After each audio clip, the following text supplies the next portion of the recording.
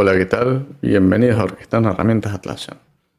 ¿Sabes cuáles son las diferencias de implementar Atlassian en un sector privado de lo que es en un sector público?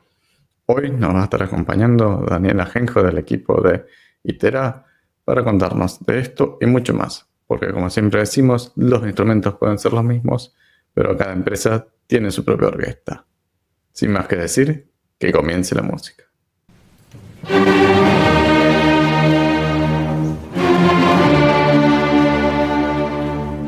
Hola Daniel, ¿cómo estás? Bienvenido a Orquestando Herramientas Atlassian. Un gusto tenerte por acá. El placer es mío también. Gracias por la invitación y vamos a darle un poquito. Pues nada, sí, acá el espacio está para eso, para traer invitados, para traer distintas experiencias y conocimientos en esto que es Atlassian, que como decimos siempre, cada empresa es un mundo, no hay dos implementaciones iguales, diría yo, así que está bueno que podamos traer caras distintas para que nos cuenten qué vieron ellos, qué vivenciaron ellos en lo que son las herramientas. Y bueno, ahí para ir haciendo un poco de pie, ¿qué te parece si le comentas a la audiencia un poco más de cómo llegaste, cómo terminaste administrando Atlassian y bueno, un poco de tu recorrido, si quieres? Sí, bueno, pues llevo como 15 años, no sé si más o menos por ese rango de años administrando estas herramientas, ¿vale? Empezó como una inquietud y terminó siendo mi pan de cada día, ¿no? Me fascinó en su día la capacidad que tenía de personalizar procesos y eso es lo que me ha llevado hasta aquí. Sumado a que, bueno, cuando yo empecé estaba la modalidad de server y también me fascinó el mundillo de Jira sumado a Script Runner, ¿no? Y esa capacidad de hacer magia con scripts y hacer de casi cualquier cosa. Entonces, mi hobby de programar más este mundillo me ha llevado hasta aquí, vamos a decirlo así. Bueno, sí, bueno, me hablas de 15 años atrás, sí, era como que Sí. era todo server y era Sí. para hacer magia por detrás, venía Script Runner, que en su momento era gratuito y era como que lo tenías que tener porque podías hacer lo que quieras, ¿no? Sí. Así ha sido durante muchos años, ¿eh? O sea, y muchas veces sigue siéndolo. Ahora en cloud lo hago distinto, pero o sea, todo lo que fui aprendiendo y sigo aprendiendo, muchas de las cosas han pasado por ahí. Entonces, el hacer magia en procesos y mediante scripting era lo que más me llamaba la atención, sí. Bien, bueno, y hablando de procesos y demás, empecemos a charlar un poquito, vamos adentrándonos en el tema del episodio de hoy, que vendría a ser una especie de... Vamos a empezar con una especie de comparativa entre lo que son los procesos, implementar procesos en sectores privados contra lo que es un sector público. Si bien vamos a hacer más foco en el segundo, porque es el menos común que se escuche, o de los que menos han traído, ¿cuál ha sido un poco tu experiencia en la implementación en el sector privado, si quieres? Sí, mira, el tema de los procesos, yo lo digo siempre, ¿no? Todos los que estamos en este mundillo, o han estado, o se irán, eso es uno de los arranques principales que suele tener el mundo de Atlassian, ¿no? La capacidad tan rápida y fuerte de implantar cualquier proceso dentro de la herramienta es lo que nos ha llevado hasta aquí. Y procesos en realidad lo necesita cualquier tipo de organización, ¿no? Una organización privada, una organización pública. Lo que pasa es que en la organización pública lo que tenemos todo la imagen que tenemos todos desde fuera, pues quizá no tenemos esa visión de que en realidad por dentro también tiene que ser una organización. También tiene que definir sus procesos. En cualquier ámbito internacional hay una organización pública, o debería haberla, y en todas se tienen que implantar procesos. Y esos procesos en el sector público, pues, aunque son distintos, no dejan de ser implantables. Son distintos, ¿por qué? Pues porque muchos de los cuales tienen, pues, unas características que la propia administración pública te lleva a ello, ¿no? Pues, puede ser la contratación, es un proceso que es muy distinto, muy diferente al que podría ser en el sector privado. Yo siempre pongo el ejemplo de si yo soy el dueño de una empresa y necesito comprar una licencia para un usuario que va a entrar nuevo, que se va a incorporar, y un ordenador y un ratón y además una pantalla, porque me cae genial. Simplemente, si hay presupuesto, tiro para adelante y se lo mando a su casa, que todos teletrabajamos la mayoría. Entonces, se lo mando a su casa y es cuestión de lo que tarde en autorizarlo hasta que le llegue, ¿no? En el sector público no es tan así. Hablo de... seguro que en el resto de organizaciones públicas a lo largo del mundo, pues, funcionará de forma similar, al menos en la administración española sí que tiene un proceso de licitación, ¿no? Creo que el sector público, sin entrar en detalles, debe ser todo más o menos igual, ¿eh? Porque no importa si uno habla... Los otros días hablaba con un colega en Alemania y me contaba, no, mira, el proceso acá están por el año 2022 tomando cosas del 2022 y estamos en el 2025, o sea, yo diría que también debe tener sus burocracias. Alemania y todos los demás países son...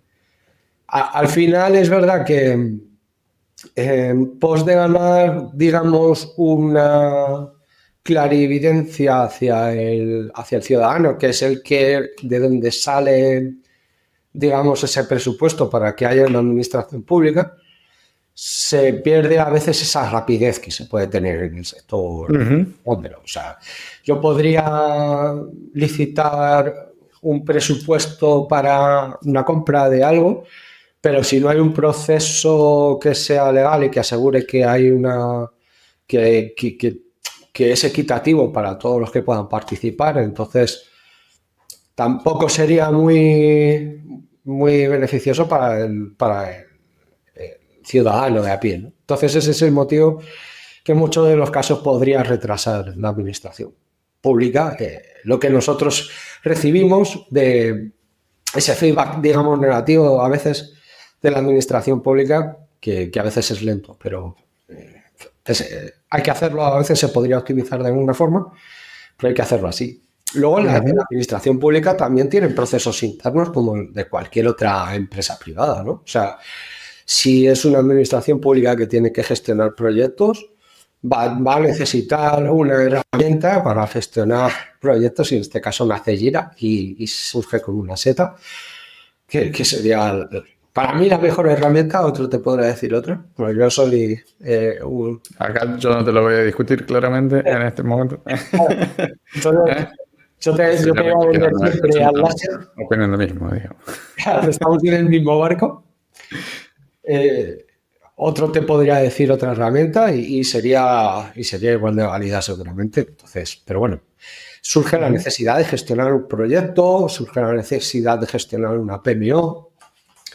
Lo que pasa es que hay personas que a lo mejor no tienen el conocimiento de Jira, ni siquiera saben que existe, y solo caen en la parte de que se pueden... Que es una herramienta para gestionar proyectos, pero todos los que hemos estado en el mundillo, pues es lo que comentaba al principio, cualquier proceso se puede llevar a Jira. ¿Por qué? Pues porque tienes un flujo maravilloso que puedes pintar cualquier estado. Entonces, si puedes pintar estados y transiciones, puedes hacer cualquier proceso en Jira, y es lo que a mí más me ha fascinado, ¿no? O sea, desde el sector privado al sector público, cualquier tipo de proceso, luego indagamos más en ellos, pero desde gestionar el soporte técnico en una empresa a través de la herramienta, como implantar procesos de administrativos, de equipos, de gestión económica, de gestión de la demanda, la gestión estratégica, etcétera, etcétera. O sea, se puede hacer cualquier cosa. Eso es lo que es bueno. Y en la administración pública se puede hacer igual. Entonces, Sí, y te iba a consultar, porque, a ver, tendría la creencia, justamente no he trabajado tanto en el sector público, en ese sentido, pero no sé, uno los tiene más o menos, por lo menos en mi caso, catalogados como bastante resistencia al cambio, digamos, por ejemplo. Como sí. que todo tiene que ser como se hacía históricamente y demás. Entonces te quería consultar, en tu experiencia, cuáles habían sido las principales barreras que te habías encontrado al tener que trabajar en entornos públicos. Yo tuve la gran suerte de caer en una administración pública que estaba enfocada a la parte tecnológica. Entonces, la mayor parte de la gente con la que interactuaba, funcionarios o externos, tenían una visión enfocada al cambio. Bien. Esto es el punto ideal. Obviamente, es verdad que todo lo que haces en la administración pública no solo va para ese, o todo lo que hacía yo, mejor dicho, no solo iba para ese sector que sí que está enfocado al cambio, sino pues que había veces que el usuario final pues no era tan tecnológico. Y ahí era cuando sí que es verdad que notábamos cierta reticencia al cambio o incluso usuarios que no habían interaccionado ni siquiera con una herramienta, ni siquiera sabían lo que era el concepto de gestionar un proyecto, ¿no? O sea, su formación o su trabajo diario como funcionario no estaba enfocada a eso, entonces tampoco tenía por qué saberlo. Entonces esa era la mayor barrera al cambio. Pero en mi favor he de decir que yo todos los actores con los que interactué, pues es verdad que incluso tenían una formación bastante avanzada de ingeniería, de gestión de proyectos, incluso se involucraban con la herramienta. De hecho, la herramienta no nació por mi empresa Juraría, creo que nació también por una idea entre mi empresa y uno de los funcionarios. Pues creo que por ese sentido yo creo que tuve mucha suerte. Bueno, demostré bastante apertura en ese caso y demás. Es verdad, o sea, sí que es verdad que cuando caes en un sector privado, como consultor de Atlassian, siempre te vas a encontrar a una persona que ha tenido, al menos tiene idea de esto, tienen unos tiempos distintos y es verdad que el público es distinto. Tienes que aprender a interactuar con ellos. Sí, además es como que, a ver, nuevamente, desde las creencias, ¿no? O de los pocos que he tenido interacciones con algunas propuestas que he hecho para el sector público y demás, es como que en un sector privado la empresa está buscando optimizar tiempos y dinero. Y cuando vos le vas a decir a alguien del sector público que en vez de llevar el papel caminando de un lado al otro para que el otro lo revise y después volvés caminando y demás, lo vas a hacer con un clic y le vas a optimizar el tiempo, le vas a liberar el día, se preocupa porque va a tener que trabajar más, digamos, porque era más fácil llevar el papel y justificar el sueldo así. Entonces, no necesariamente el objetivo por detrás es el mismo, digamos, ¿no? O sea, yo tenía esa creencia, pero sí que te tengo que decir que, igual digo, que a lo mejor tuve suerte, pero donde yo estuve no tenía, o sea, de hecho yo iba con el prejuicio, el prejuicio voy a trabajar en la administración pública, son funcionarios, madre mía, el ritmo seguro que va a ser distinto, voy a tardar en entregar las cosas un montón de tiempo o no van a trabajar y todo lo contrario. O sea, te encontrabas, yo me encontré con la gran mayoría de ellos, obviamente en todos los lados hay excepciones, pero es que en la privada también, pero la gran mayoría de ellos, o sea, era gente súper, y hablo de funcionarios, o sea, un funcionario, al menos aquí en España, tiene el dinero, o sea, tiene el sueldo y el puesto asegurado, ¿vale? Claro. Entonces, muchas veces la imagen que tenemos desde fuera es que, pues eso, que como tienen el trabajo asegurado no se van a involucrar mucho. Y la gente que se involucraba en horas fuera del trabajo, horas a cualquier hora del día, fines de semana, es decir, todo lo que tú, lo que tú te puedes imaginar cuando te vas a una administración pública. Lo único que me encontré fue en mi primera etapa, en los primeros años allí, sí que me encontré demasiada burocracia.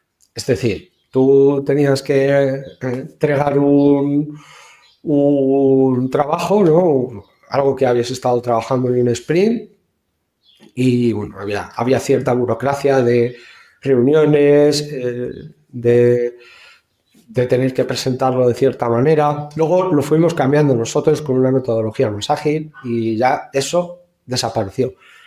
Pero al principio esa burocracia que había sí que era una barrera de las que me encontré, que justo era de la que no me esperaba. O sea, yo me esperaba lo que hemos hablado antes, ¿no? De, pues te vas a esperar que no van a trabajar y trabajan como leones y lo único que te encuentras cierta burocracia que tienes que ir saltando. Pero bueno, eso en mi caso también desapareció. Entonces, todo, en ese sentido, todo bien. Pero bueno, claro, bueno, y hay una cosa que mencionabas, justamente, entonces decías que primero venías con una especie de burocracia, que después se fue minimizando, si se quiere, o adoptando una metodología más ágil. ¿Cómo uno podría asegurarse, digamos, que estos procesos que implantas se sostengan en el tiempo? Porque por ahí uno se va y vuelve todo para atrás, ¿no? Es complicado, pero en todos los sitios te va a pasar. Es complicado porque todo lo que tú estás haciendo tiene un impacto económico en la empresa en la que estés, ya sea pública o privada. Entonces, a la pregunta de cómo te puedes asegurar que eso se mantenga en el tiempo, da igual el tipo de cliente, siempre digo lo mismo, lo que tienes que hacer es una solución robusta y que sea útil de verdad. Si tú vas a generar un arco de iglesia y no has tenido en cuenta al usuario final, el que va a trabajar con ello, si no has tenido en cuenta a la persona que te lo ha dicho y ya está, pero no has bajado al barro y has hablado con el que de verdad luego se va a pegar con la herramienta, no vas a hacer una solución robusta. Entonces al final la gente va a tirar de un Excel porque es lo más rápido para ellos, es lo más sencillo. Y va a quedar todo fuera de la herramienta. Pero eso te va a pasar con cualquiera, ¿eh? O sea, te pongo un ejemplo. La persona que hay a lo mejor una persona que te está dando un requisito y te dice que en la pantalla de creación todos los campos tienen que ser obligatorios y tiene 30 campos. Luego llega el usuario final y cuando llega a rellenar un ticket, se tira 10 minutos para rellenar un ticket. Sí. Poniendo información que ni siquiera sabe porque ese campo es obligatorio. Se lo tiene que inventar porque si no, no se crea el ticket. Entonces, o me tiro 10 minutos o media hora recabando información o falsifico la información para crear el ticket y tardo 10 minutos. Entonces, al final, me levanto y se lo pido a la persona que tengo al lado que me lo va a hacer porque tengo prisa y es que, tío, si tardo 10 minutos en crear el ticket, se me quema la casa, ¿no? Entonces, al final o creas una solución robusta, pero aparte de que sea robusta, que sea útil de verdad y hayas hablado con la persona a que de verdad le duele, ¿no? A que de verdad le pica tener esto. Si haces eso, vas a conseguir que al menos sea una piedra para que se quede en el camino. Luego influyen muchos factores. Todos sabemos que en todas las empresas hay cambios, ¿no? Incluso hasta Juego de Tronos. Mira, esto lo ha hecho él, pero como ahora yo mando, pues quiero hacer algo que haya nacido de mí. Entonces, cambio toda esta herramienta y lo hago todo de cero, pero para decir que esto lo he hecho yo, ¿no? Y para desmerecer el trabajo de otro. A veces Pues sí. pasa eso también. Entonces, pero que al menos que por ti no quede. O sea, si tú haces una solución que sea robusta y que sea rápida y ágil, se va a mantener en el tiempo. Y otra cosa importante para mí es hacer esas entregas rápidas, ágiles. Es decir, si tú estás trabajando con el cliente final para entregarle un proceso o cualquier tipo de proyecto, si yo me siento contigo y tardo 6 meses en darte tu producto, posiblemente en esos 6 meses a ti te haya cambiado seguramente 20.000 cosas en la cabeza.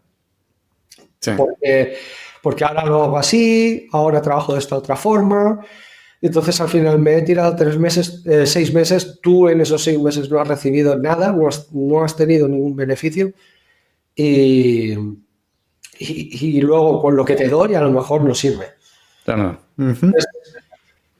Es algo que a lo mejor es obvio y que todo el mundo dice, pero para mí sí que tiene sentido esas entregas ágiles, poco a poco, y la típica frase de, con el 20% te hago el 80% restante, sí. Y prefiero que vayas trabajando aquí y luego lo pulimos y luego lo mejoramos. Esa filosofía que a mí me han ido inculcando mis mentores, mis mayores, que también he tenido suerte, la gente de la que he ido aprendiendo.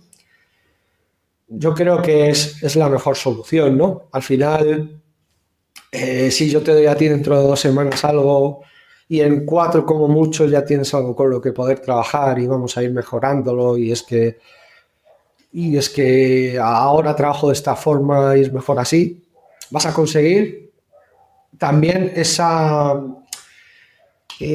digamos, ese aferramiento de la persona, del cliente que está contigo, por el que estás trabajando.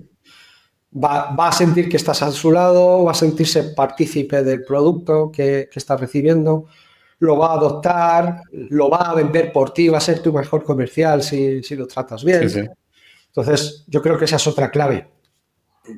No sé, es otra de las cosas. Es que al final, además, es lo que te decía, yo al principio todos queremos tenerlo todo, ¿no? Es decir, quiero esos 20 campos y además que cuando le dé a un botón, siempre pongo el mismo ejemplo, salga un unicornio rosa en la pantalla, ¿no? Y a lo mejor no sabes que ese unicornio rosa no te aporta nada, pero como, al principio todo pedir es gratis. Claro. Luego no te das cuenta que a lo mejor lo que estás pidiendo no tiene sentido o no lo necesitas. Y has trabajado en algo que en realidad no es necesario. Entonces, para mí esos 2 puntos que hemos hablado, el de ir al que de verdad le duele y luego ir a lo sencillo, eso es lo que más aporta. Totalmente de acuerdo con eso, sí, sí. Eso que vos decís, justamente, el mismo usuario es el que te vende el producto y que dice, mirá qué bien que estoy manejando esto, deberíamos hacerlo vos también, ¿no? O sea...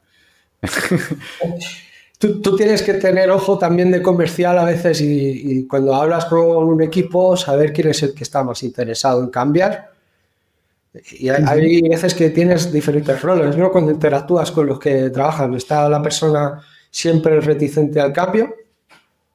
Esa persona es reticente al cambio, pero yo siempre me quedo con esa persona porque suele ser la más crítica y la que más trabaja con el producto. Por eso no quiere cambiar. Estoy a gusto. Entonces, si esto funciona, no me lo toques. Yo ya por lo menos en mis 8 horas hago esto. Pero es que si me lo toca, tengo que aprender y entonces esto es una locura porque es la persona que más trabaja. Entonces te tienes que quedar con esa persona. Esa persona te va a dar los puntos de dolor. Y esa persona luego va a ser el mejor comercial para luego adoptar tu herramienta. Si consigues que la adopte. Tal cual. Y luego la persona que quiere el cambio, obvio, exactamente te lo va a adoptar y si te lo adoptan, son la frase de tus mejores comerciales. Suena raro, pero al final tu producto, lo que tú has creado, para que se mantenga en el tiempo, tiene que tener alguien que lo sponsorice, alguien que lo use a diario. Si yo te doy una herramienta, si tengo que cambiar la rueda del coche y te digo que esta llave ya no la tienes que usar, que tienes que usar esta otra, que es maravillosa y que te va a ahorrar un montón de tiempo, si la persona que realmente trabaja con esa llave no la ve útil, va a seguir con la llave con la que se va a cambiar la rueda. Pero si la adopta, al mecánico de al lado le va a decir, toma, esta llave es la que deberías utilizar. Sí, sí. Y luego otra cosa, es verdad que te estaba hablando de perfiles, podríamos añadir un tercer punto, sería el de cuando tú implantas un proceso, al final necesitas fijarte en quién lo que te decía antes, quién es el que trabaja día a día.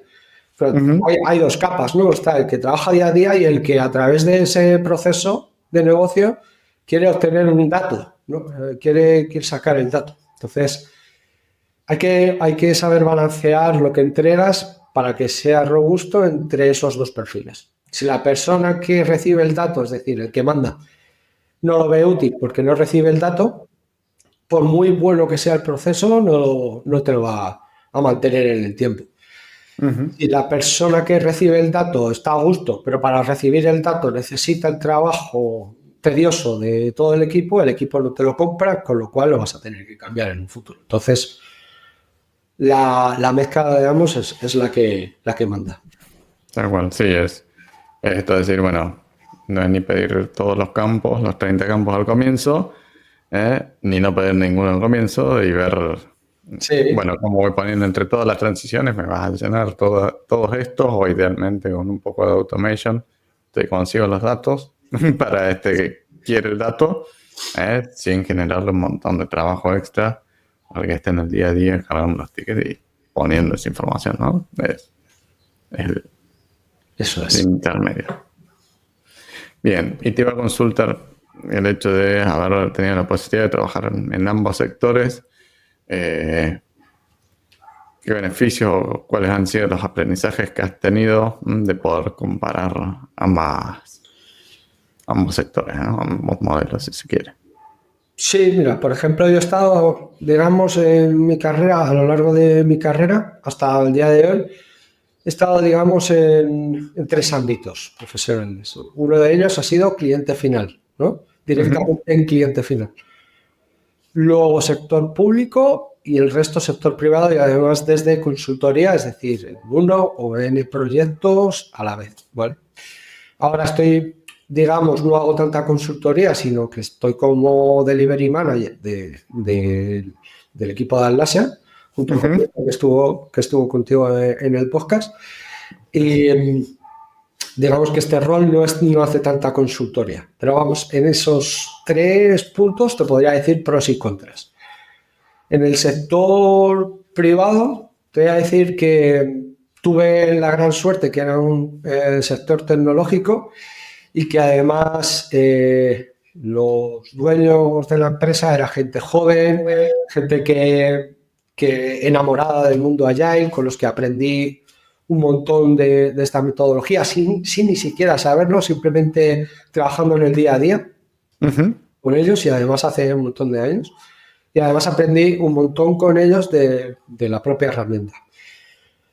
Lo bueno de este tipo de cliente es, era un equipo digamos, de Atlassian dentro de la compañía, propia de la compañía, se administraba de forma interna y pues es lo que todos luego, sería el ejemplo de lo que todos luego hemos ido viendo como consultores a posteriori, que vienen a ser luego los contras, que seguro que luego lo mejorarían, lo pulirían y demás. Pero el mayor contra que te encuentras después en este tipo de clientes es que falta una estandarización propia de un consultor Atlassian especializado en ese momento que sepa estandarizar campos, proyectos, plantillas, team, todo eso, ¿no? Sí. Pero la forma de trabajar en ese sentido era muy buena, un volumen rápido de entregas, buenas metodologías, etc. El sector público tiene igual sus pros y sus contras. En el sector público, al menos donde yo estuve, era un proyecto brutal el que teníamos de transformación tecnológica, muy buen proyecto del equipo de la empresa, en el que hicimos cosas buenísimas, implantando multitud de proyectos. No solo el equipo técnico, yo estaba en la parte técnica de Atlassian, teníamos equipo de procesos, entonces todo mediante un marco de ITIL, COVID, TOGAF, etcétera, etcétera. Entonces, ahí sí que viví un proyecto bastante grande, bastante bonito y amplio. Y hay diferencias, obviamente, te encuentras otro tipo de diferencias. El tipo de gente con el que interactúas es distinto. Son perfiles funcionarios, no es el dueño de la empresa, sino trabajan todo el mundo con el que trabajas. No hay un CEO, no hay una cabeza. Todo se trabaja para la administración pública. Entonces, hay diferencias, obviamente. Pero como te dije antes, tuve la suerte también de caer en un equipo tecnológico, en una administración tecnológica, con lo cual casi todo el mundo tenía una visión medianamente compartida. Pero claro, el ritmo de trabajo a veces era distinto, la burocracia aparece, para conseguir algo empiezan a haber parones, pues esto, yo qué sé, en cualquier empresa para implantar un proceso te dicen, mira, he visto el ECBI para hacer informes en Jira, ¿no? Pues ECBI para hacer informes en Jira necesitas comprar el plugin. En cualquiera de los dos ámbitos que hemos hablado, que tanto sector privado como cliente final, te lo van a autorizar, lo que lo hagamos al principio, y te lo van a comprar si un trial y se compra y listo. En la administración pública, como hablábamos, tiene que pasar un proceso de licitación, etcétera, etcétera. Entonces, eso te alargaba los tiempos de entrega si el desarrollo que tenías que realizar estaba basado en un plugin externo o una iniciativa externa.